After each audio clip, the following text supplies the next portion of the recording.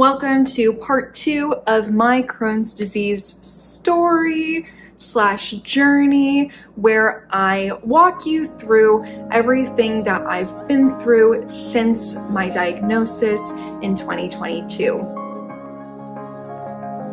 The video before this, part 1 of my Crohn's disease story, I take you through the 10-year process it took me to get an official Crohn's disease diagnosis and all that I went through in that 10-year period as it relates to my health and my Crohn's. Before we jump into everything, let me just add a little disclaimer here that I am talking about my story. Hopefully it will be of value to you, whether that is raising awareness about this disease and all that it can entail, different treatment options, what is out there, and what may or may not work given my experience. It is just that, it's my experience, and I don't want this to be construed at all in any way as me giving you medical advice, giving you advice of any kind. Hopefully in this lonely situation sometimes of being chronically ill with Crohn's disease, you can find some relatability in my story. You can find some comfort that you're not going through this alone. This is a very sensitive topic for me. Obviously, it's a very personal topic. I would really appreciate if you would be kind in the comments. I've made a lot of mistakes. I have not made the best choices, and I just hope by sharing that it will help others in some way or another.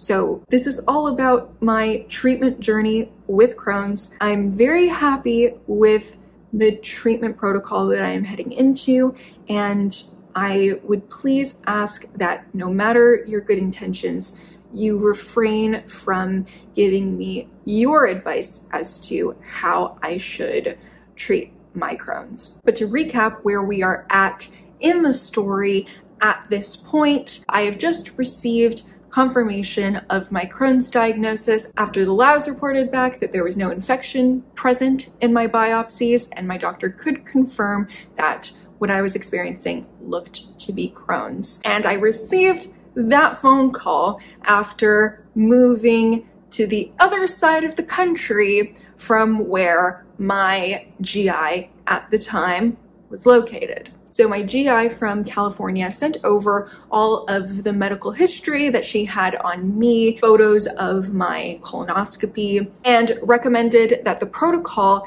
that I go from there would be to get a capsule endoscopy so that they could have a better idea of what the inflammation or potential Crohn's disease was going on in my upper GI, since the colonoscopy only reached up to my terminal ileum, I believe, or just right into my ileum, where they saw the majority of my Crohn's disease. And then taking into account what the level of Crohn's overall throughout my GI system was looking like, proceed to do blood work to prep me for biologics. Now, I also mentioned all of this happening at the time of my Crohn's even popping up. I was already under the care of a naturopath. And as you might know, getting a new patient appointment at any type of practice can take quite a while. So I get the diagnosis at the end of March of 2022. In April, I find a GI specialist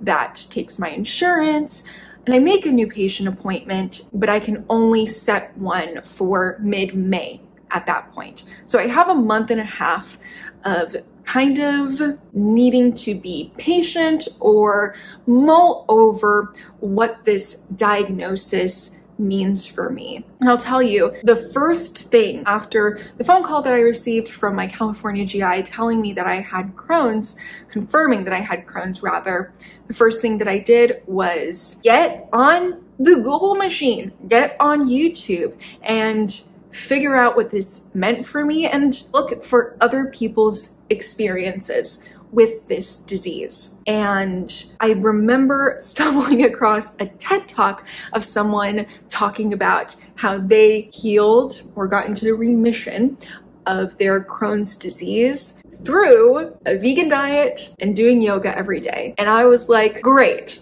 So what I've already been doing for the past 6 years. But in general, my takeaway as I was looking into Crohn's was that it was very overwhelming to be given this prognosis that I was going to have to be dealing with what I was dealing with for the rest of my life. I remember when I broke the news to people in my life that the biopsies came back as clear, as no infection present, and that I had Crohn's, the response was relief that I didn't have an infection. Like, oh, that would be really bad. And I was like, oh, okay. I was processing that like, okay, an infection would be really bad. All I have is Crohn's. And the more that I've learned, I realized that was sort of a backwards response because an infection is treatable and curable,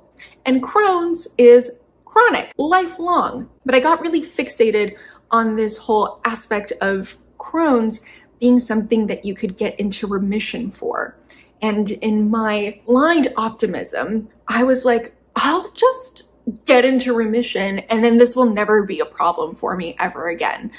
I was hearing from this TED Talk and such that things like yoga and a vegan diet could put Crohn's into remission, and I knew that I was capable of sticking to a vegan diet because I'd been vegan for 6 years at that point and been doing yoga every day. I had it in my head that like, oh, if that's all it took for that guy on the TEDx stage to never be bothered by Crohn's again, I definitely have it in my wheelhouse to tackle this thing so that as much as it is a chronic illness, it won't affect me for the rest of my life, and I'll just cure it in myself. That was the way that I responded to this life-altering news that I had a chronic illness that would follow me for the rest of my life. Essentially, denial and willful optimism that I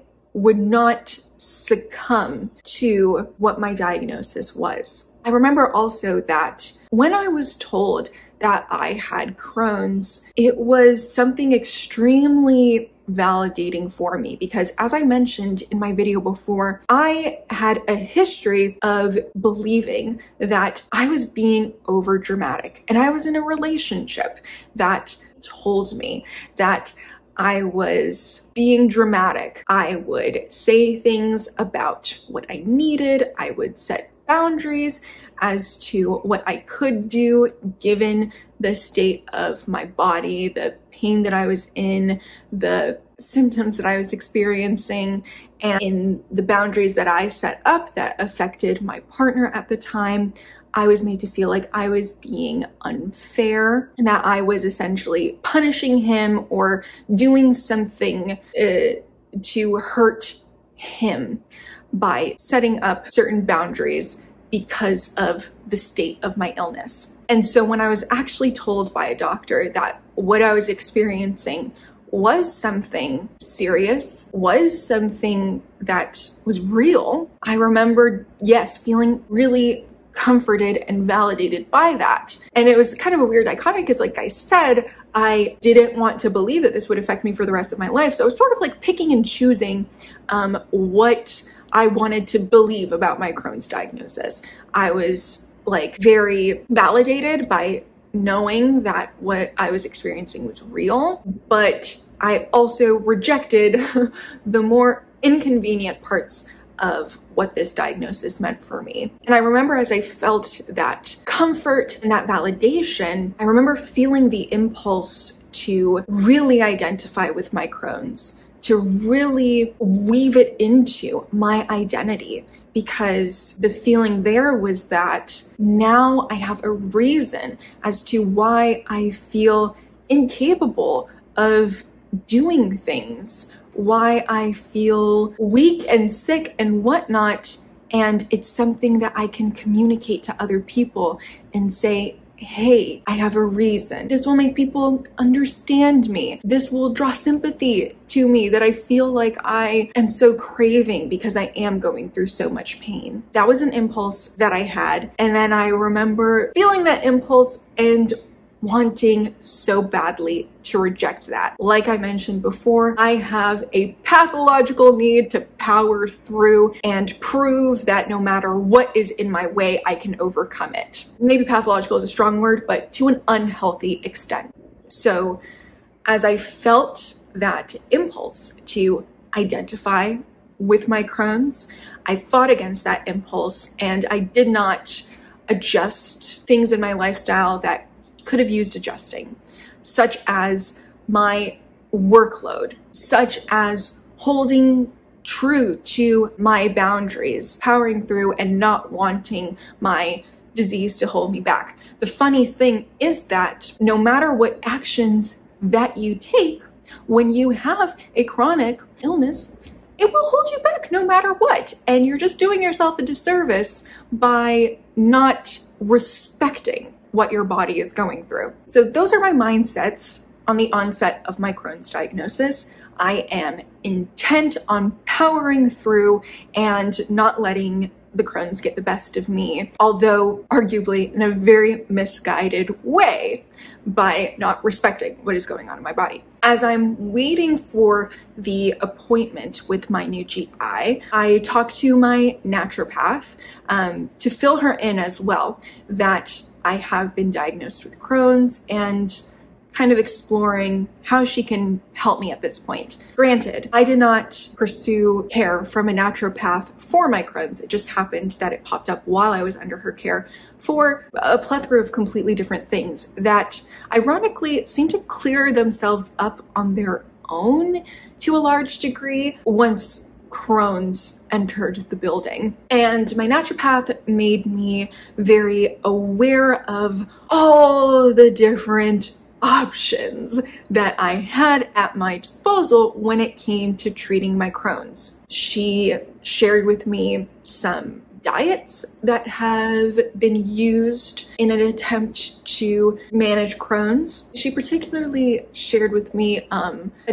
diet, like a carb, it was either a carb restrictive diet or a carb focused diet. In any case, it was something that was going to limit a lot of the foods that I ate on a frequent basis and would require me introducing meat back into my diet, which I wasn't comfortable with. She shared with me some studies on Crohn's being treated by low-dose naltrexone, which is used to treat opioid addiction by blocking opioid receptors. She shared with me a bunch of like woo-woo products as well, but something that I respect very much about my naturopath is that she didn't try to convince me of any one of these paths of healing. She didn't even try to convince me to stay under her care. She didn't try to like book a follow-up appointment with me right then and there. She was like, take some time, and whenever, if ever you want to have another appointment, just reach out to me. But you have all of these options available, including mainstream options, including biologics, like your GI suggested. So I appreciate that. You always want to be wary if someone is trying to sell you on a healing method that instills fear-mongering in you pursuing other healing methods, when the healing method that they are offering you, they obviously stand to gain some financial compensation from, right?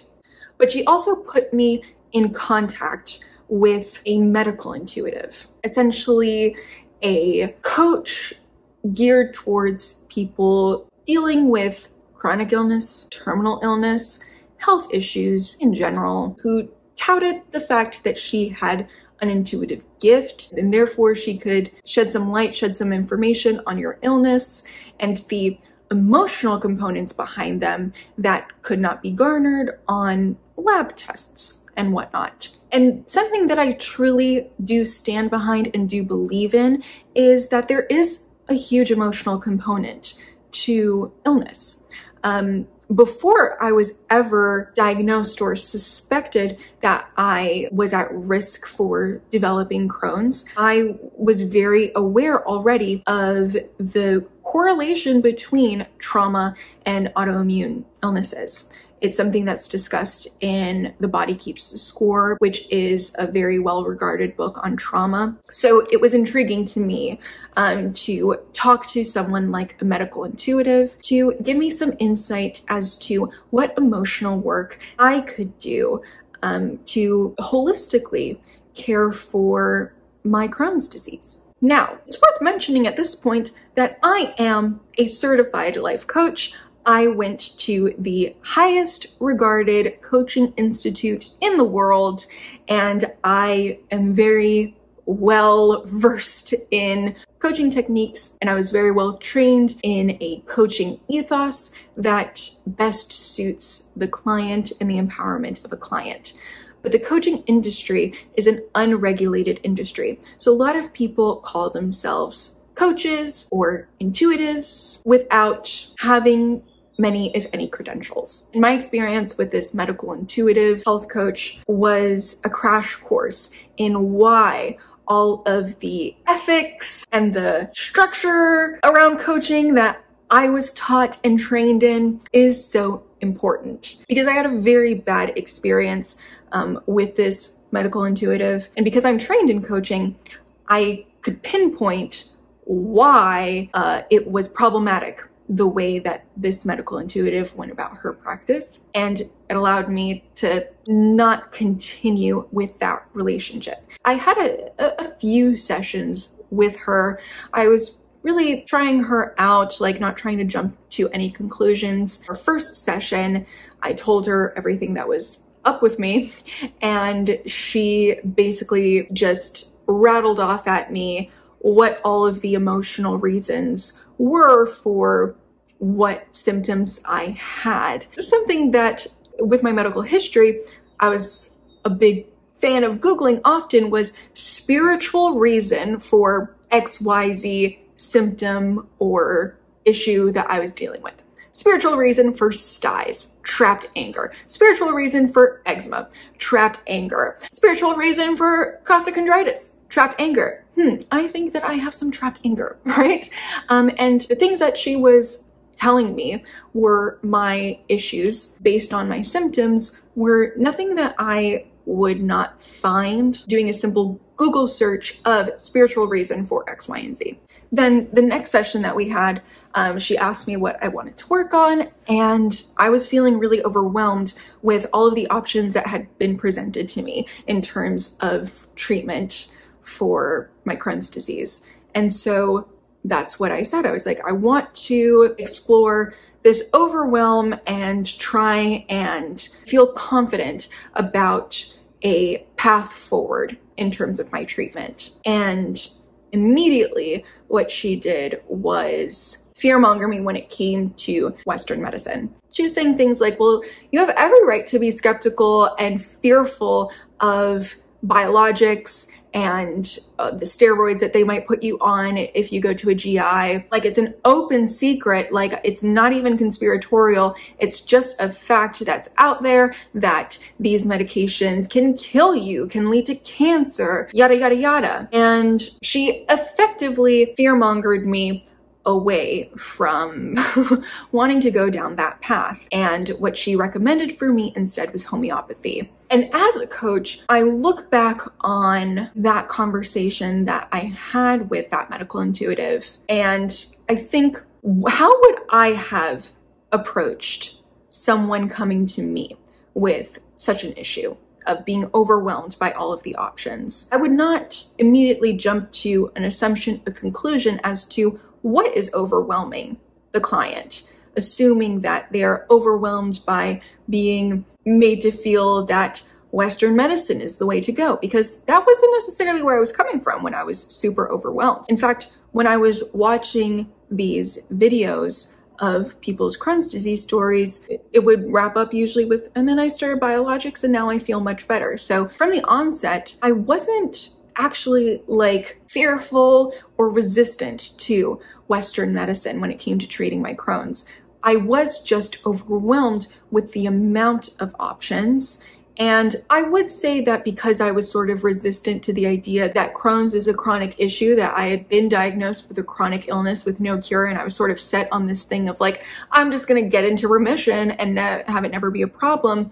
I guess like the thought of taking a medication for the rest of my life wasn't super appealing to me, but I hadn't like drawn a line in the sand of like, I'm definitely not going there. But when you have someone like saying to you, oh no, you should be very scared of what this medication will do for you. You could die on this medication, and there are other alternatives that do not have side effects that can cure you, that can get you into remission. So why wouldn't you go down that path? And then there's all of this rhetoric about like, well, these alternative medications are holistic. They're treating like the whole problem rather than just like stopping the symptoms or whatever. And I was very interested in addressing what emotional components there were in my symptoms with Crohn's. So with that conversation, I would say that I was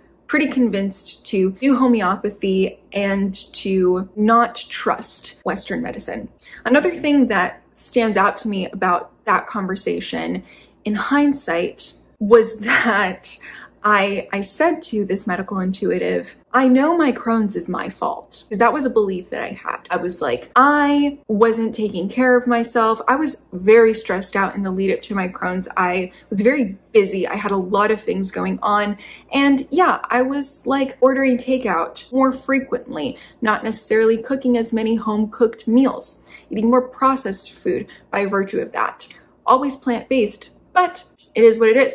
And I was very aware of the emotional issues that I was facing, and the fact that I have a tendency to stuff down my emotions, to repress my emotions. That was also a survival technique in my relationship at the time. And like, because of my mindset being in that relationship, I truly thought that like everything was my fault. I was being told like if I was upset, that was my fault. If I had an issue with X, Y, and Z, that was my fault. You could have convinced me that 9/11 was my fault. Like truly in that relationship, I had been brainwashed to believe that everything was my fault. And that extended to my Crohn's. My Crohn's was my fault. My emotional issues, my lifestyle being less than perfect, always to blame for why this Crohn's popped up in me at this point. Mind you, this whole thing of everything being my fault, I believe that all my emotional issues were my fault. Again, like if I was upset about something, that was my fault. If I didn't feel safe in expressing my anger, that was my fault. And when I said to this medical intuitive, I know that my Crohn's is my fault, she agreed with me. She said, that is the most powerful insight anyone can ever have about their disease, that it is all their fault. And I understand where there could be an avenue to see that as something empowering, you know, that because you're the one who caused this illness, it is in your control to fix it. But I realized in hindsight that that was a very damaging belief for me to hold, for me to believe that my Crohn's was my fault. And I want you to know that if you have Crohn's, you have UC, if you have a chronic illness, an autoimmune illness, it is not your fault. It's just not. It's a terrible, terrible thing to feel all of this self-blame for this intense suffering that happens with chronic illness, and to believe that the reason that you're experiencing this is basically because you aren't doing enough. You're not doing a good enough job at whatever and being a human being, and that you're to blame for all of your suffering. You can believe that that's true, whatever. Maybe it's empowering to you for you to feel like because you caused it, you can change it, but perhaps that's actually not accurate. Yes, stress triggers autoimmune reactions, but it's just not worth beating yourself up about the fact that you are stressed, because sometimes it's not your fault that you're stressed. And it cannot be your fault, the stress, the illness, whatever, and you can still have the power to change that, to heal yourself, to make the decisions that will heal you. This is the problem with like having your expertise being your intuition, because it can lead someone to believe that they know more than the client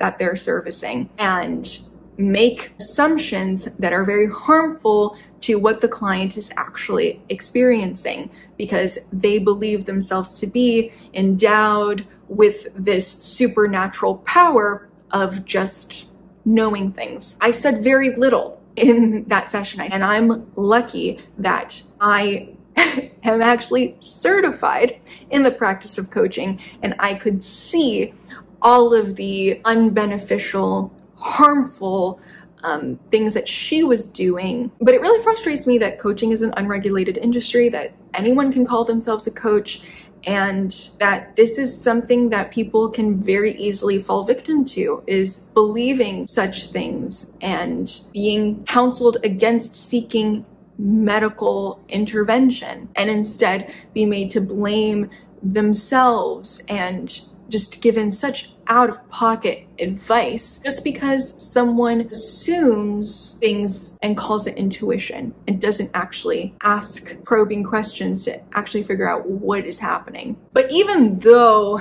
I was aware of the problematic nature of how this medical intuitive conducted her coaching, I did absorb some of it. I did absorb some of the rhetoric. After working with her, I really had this fear that if I sought out Western medicine to treat my Crohn's, that I would have all of these side effects because it wasn't addressing the root of my problem with Crohn's, which were all of my emotional issues. And if I didn't address my emotional issues, then my Crohn's would never be healed, and I would just experience all of these side effects from the medication and just make more problems for myself. Another thing that I did while I was waiting for my new patient appointment with a new GI in a new state is I read this book, the IBD Healing Plan and Recipe Book. And it says here,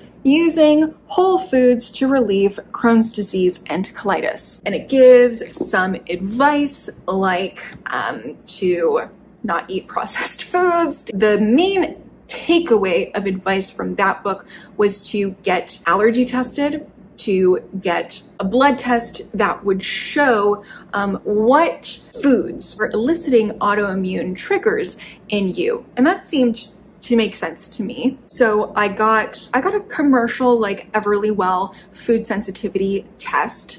And the idea was to figure out what foods were triggering me and then do an elimination diet where I cut out those foods and then slowly introduce them one by one, and with time to observe what triggers each of the foods slowly incorporated back into my diet were causing. And I said at the beginning of this video, this is not a video of advice. This is just a video of my personal experience, but in this case, I really do need to give you some advice. If you have Crohn's or colitis, I highly recommend that you do not spend your money on these food sensitivity tests and kits, because it very much backfired in my case. I don't know, like, apparently this lady like really healed her Crohn's with eating and food and whatnot.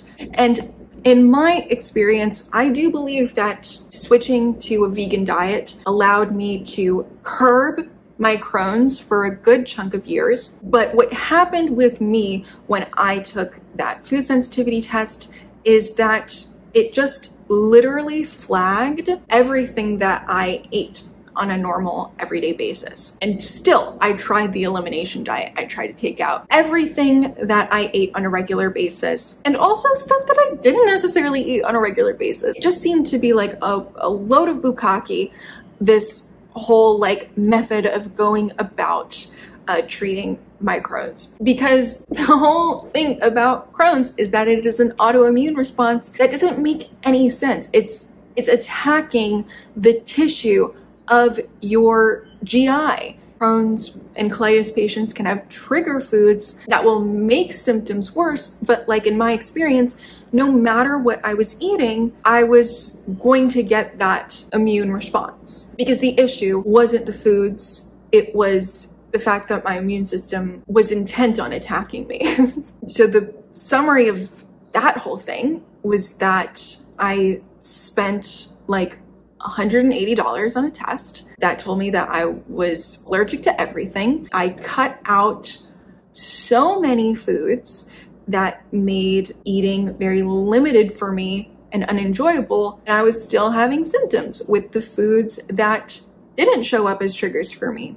I was having symptoms no matter what. So maybe you have more luck with that, but I would say that an investment like that is a little too risky to be necessarily the first line of defense. But after all of that, I have my new patient appointment with a new GI. Unfortunately, what happened is that the day before my appointment, I get a call saying that the doctor that I had wanted to see had a family emergency, and I was not going to be able to see that doctor for another like 6 months. And they said, if you don't want to wait another 6 months or whatever, we can reschedule your appointment for tomorrow with one doctor who is available, who is like 45 minutes away from you instead of the 10 minutes away that the other doctor would have been. And I'm like, well, what am I gonna do? It's just a super unfortunate situation.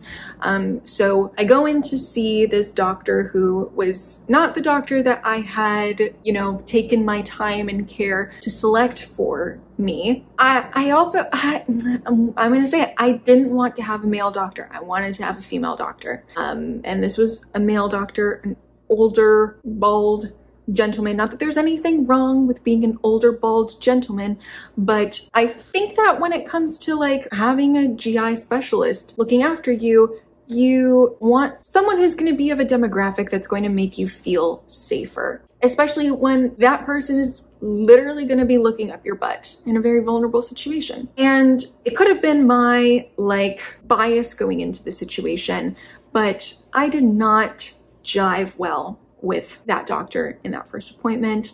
I felt like, honestly, that doctor thought that I was stupid. It seemed like he was disappointed that he wasn't going to like do the work of diagnosing me and coming up with a treatment plan for me, because I was coming to him already saying like, another doctor diagnosed me with Crohn's disease and said that I should do a capsule endoscopy and blood work to start in biologics. And he was like, oh, okay, well, and then he like tried to push back and I guess he like wanted to make sure that that indeed was the right protocol. But in him like investigating all of that, it felt like he was, it felt, I'll just say, it didn't feel good to walk into a doctor's office, say that I had Crohn's, and be disbelieved, right? Because the Crohn's diagnosis was something very validating for me, that finally confirmed for me that I wasn't just a psycho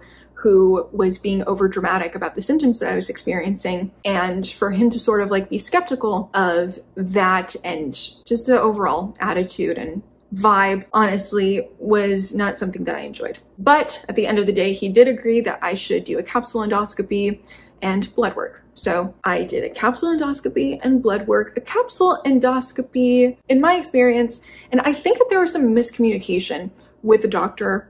My experience is that the capsule endoscopy was 100% worse than the colonoscopy. A capsule endoscopy is where you swallow a pill that has a camera in it, and it goes down your GI tract and takes pictures and sends those pictures to the doctor, and then you pass the pill cam and it goes into the sewage system. The reason why I found the capsule endoscopy to be more annoying than the colonoscopy is that it involved the same bowel prep. When I was doing my little Googling, I was under the impression that a capsule endoscopy wouldn't require the same amount of bowel prep, because essentially the camera dies before it gets to your large intestine. That's why it's a capsule endoscopy, I believe.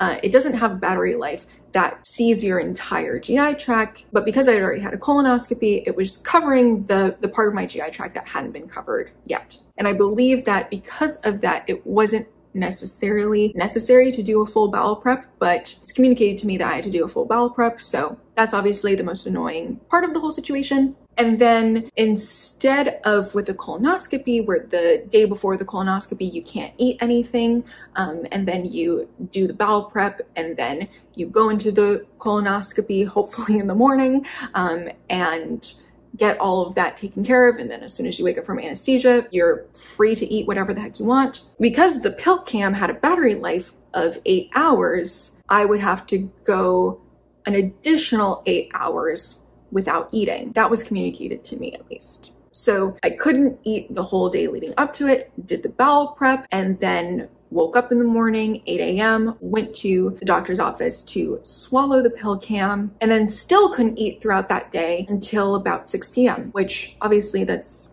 more annoying. And I didn't get a little free nap in. Now, when the results of the capsule endoscopy came back, those pictures weren't shared with me at the time, and the doctor just messaged me in my patient portal and said, yep, you definitely have Crohn's disease. Let's start you on biologics. After my first appointment, I didn't have a follow-up appointment scheduled, which I think is kind of weird.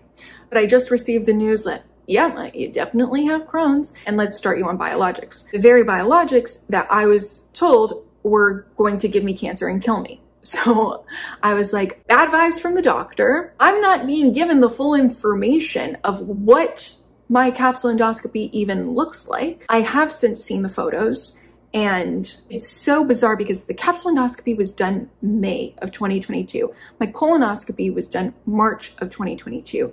And it is frightening how much my Crohn's worsened in that 2-month period, at least in what was visualized from the pill cam in my terminal ileum. I didn't have much else going on. I had some ulcers still going on in my upper GI, but what was visualized in my TI was much worse in a matter of just 2 months than what was visualized in my colonoscopy. But I didn't know that at the time, and my experiences thus far led me to reach out to a homeopath to do homeopathic treatment. The first visits with the homeopath were incredibly intensive. So what I was receiving under that care was very different than what I was receiving from that gastroenterologist that I went to see that one time. The first session was probably like 3 hours. We went very deep into my whole history, my emotional life, all sorts of things to land on the remedy that she gave me. If you don't know what homeopathy is, it's essentially like plant medicine. They take the essence of a plant, dilute it, and put it in like a sugar pill, and that is the remedy. A plant, essentially, which I grew up in an extremely hippy-dippy environment. And when I left my hippy-dippy environment, I went to Los Angeles and I became a vegan and I became a yoga instructor and I made a career from astrology, and that was the circles that I ran in. I was like hip to the idea of like healing myself through plants, right? And it's also worth noting that like the community that I was around, as I shared with people in my circle who also held these same values, also were sort of like hippy-dippy like me, the immediate assumption was like, oh, what holistic medicine are you going to be doing? What natural remedies are you going to be taking for this thing? And here's something crazy that happens when you get diagnosed with Crohn's. Everyone around you magically gets a medical degree. I'm so sorry for the snark. And you can get medical degrees from anywhere these days. You can get medical degrees from Reddit, from Google. So this is just another factor as to what steered me into the natural remedy path. As I began homeopathic treatment, my symptoms very slowly improve. Eventually, I don't have blood in my stool anymore. My nausea improves a little bit. I was dealing with really bad nausea. Also, fairly shortly after starting homeopathic treatment, I do something amazing for my stress levels and I leave the relationship that I was in. So honestly, I do think that that had a big thing to do with less stress, less autoimmune responses.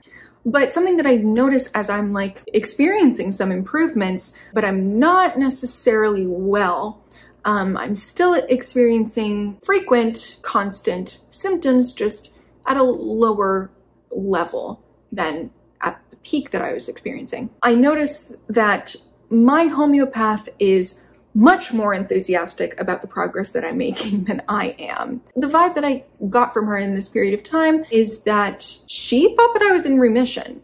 And I definitely didn't think that I was in remission. She was definitely championing me for like not having blood in my stool anymore, but kind of focusing on the improvements and not at this point really validating still what I was struggling with. And that's sort of happening throughout May 2022 till I would say like November 2022, October 2022. The time that I felt the best was October through December. But the thing is that it was sort of like a lesser of two evils, because what I was experiencing in that time is I was very, very constipated, which was the way that my Crohn's first started presenting itself back when I was 15. And I'll tell you, like, I'll take constipation over other symptoms probably 9 times out of 10. So I'm reporting to my homeopath, like,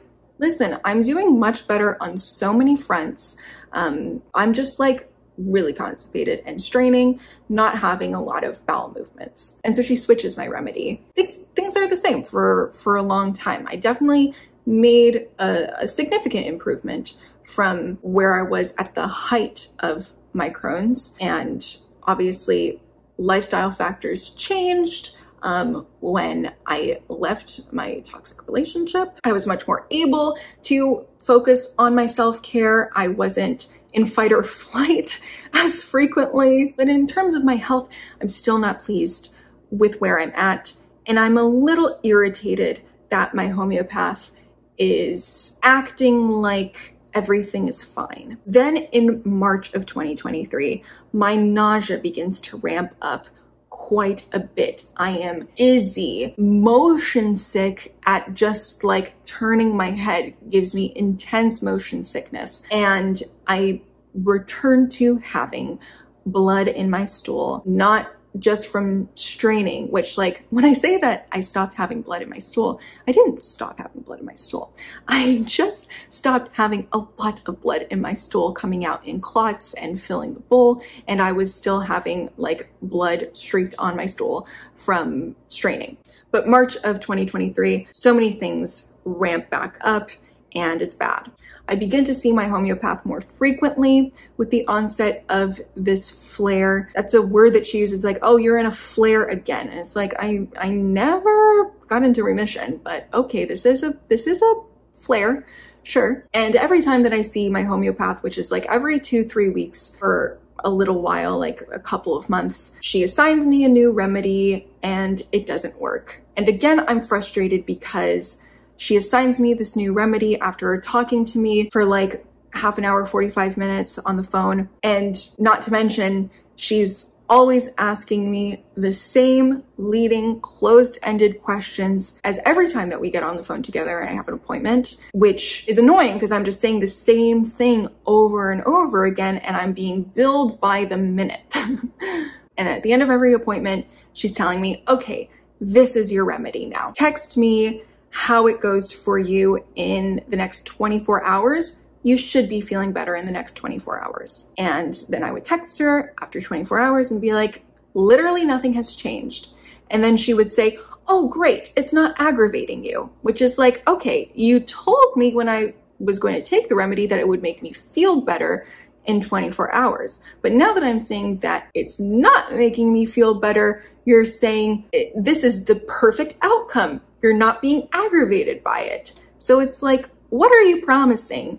And why are you spinning it as like everything is great? And it's just like frustrating when you're saying like, you promised me this, but then when it doesn't go that way, you say, oh, this is perfect. It's just weird. I get really fed up at this point. I'm like, this is not working. And I'm annoyed that she's trying to like convince me that it is. Because it's not, and I'm getting worse, and I was getting worried. I was getting worried with my symptoms if I was experiencing some sort of complication. I was concerned, and I was concerned that the person that I entrusted with tending to my health was not concerned. So in May of 2023, after 2 months of this whole ping pong of like, try this, didn't work. Well, it's great because it didn't aggravate you. Now try this, ask me the same questions. I make, again, another new patient appointment with the GI. And at my next appointment with my homeopath, I fire her. And this is where I get livid with what went down in that conversation. I'm a pathological people pleaser, okay? So I was not mean. I was as direct as I could be without revealing truly how frustrated I was. I said, listen, homie, this is not working for me. I'm frustrated. I'm concerned with these symptoms that I'm experiencing and what it could mean for the progression of my Crohn's and how it can impact my health if I continue to go down this path of treatment not working. You've given me some remedies that have improved some of my symptoms, and I have those in my back pocket, but I've made an appointment with a GI, and I'll reach out to you if I ever need your services again. That's me firing my homeopath. Should have been that. It should have been a 5-minute, less than 5-minute conversation. And it becomes a 20-minute conversation because I guess she didn't take the hint or the message. She continues the pattern of behavior that she's displayed up until this point. She says, oh, if you're still experiencing symptoms, then you don't have the right remedy. We need to find you the right remedy. So she continues to ask me the same questions, and I'm very blunt, like the same as last time. With every question that she asks me, yeah, no, the same as last time. The same as last time. Oh, what makes the nausea worse? The same answer that I gave you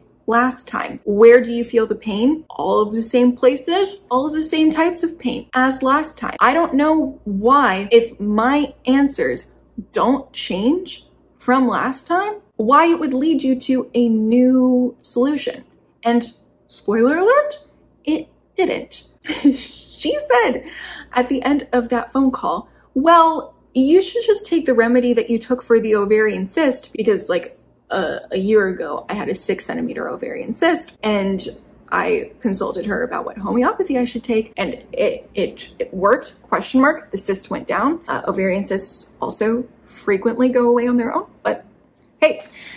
So she says, you should just take the same remedy that you took for the ovarian cyst because at least that worked. And then she goes on to say, this GI is going to give you like really bad, intense, harsh medication. And what you should do instead is you should get your gut microbiome checked. Probably why the remedies aren't working is because there's something off with your gut microbiome. And that sent me because Crohn's disease is marked by dysbiosis. What is dysbiosis? Essentially, a fucked microbiome. Like, it was common knowledge that my microbiome is fucked because I have Crohn's disease, and that's part of Crohn's disease. And if she wasn't treating me with the awareness that the disease that she was treating me for was affecting my microbiome, then I don't know what the hell she was doing. I don't know. I can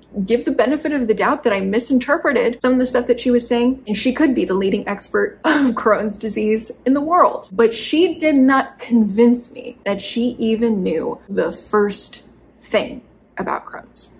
And it was incredibly disappointing. And of course, the fear-mongering was disappointing. If I am under your care as a homeopath for a year and I am not getting better. It's exploitative to tell me that the only chance that I have of getting better is to stay under your care. If your treatment really worked, you wouldn't have to fearmonger me. So that was the last conversation with my homeopath, and then she billed me. After that, I had my appointment with a new GI. I was able to see the GI that I wanted to see, who's the #1 GI in the practice, who's a woman who in her profile said that her passion is treating women with IBD.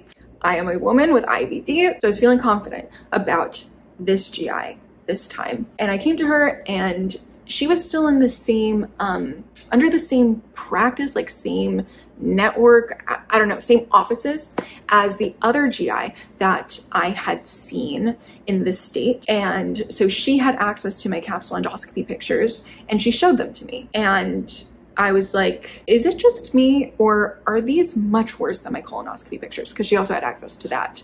And she was like, no, yeah, this is much worse. It was really frightening. And I came to her and I told her my whole story, this whole story that I've told you, and what made me prolong pursuing traditional medical intervention for my Crohn's disease.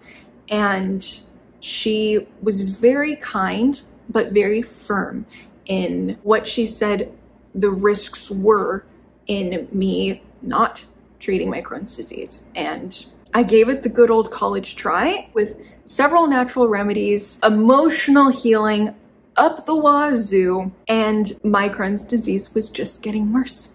And she was very good at calming me down as far as the fear mongering that was instilled in me of the medications that are available for Crohn's disease. To be honest though, she didn't even need to work that hard to do that, because I was so desperate at that point to just feel better, to just have something that worked. And she also explained Crohn's disease in the most concise way that I had ever heard it explained before. I feel like I was just so muddied by, like, it can be caused by stress and emotional this and blah, blah, blah. She was just like, listen, your immune system is attacking you, and we need to stop that. We need to lower your immune system. And yes, there are risks of infection, all of those risks that you hear in the biologic ads that you see on TV. But she was also very blunt about the risks of if I allow my immune system to continue attacking me in this way.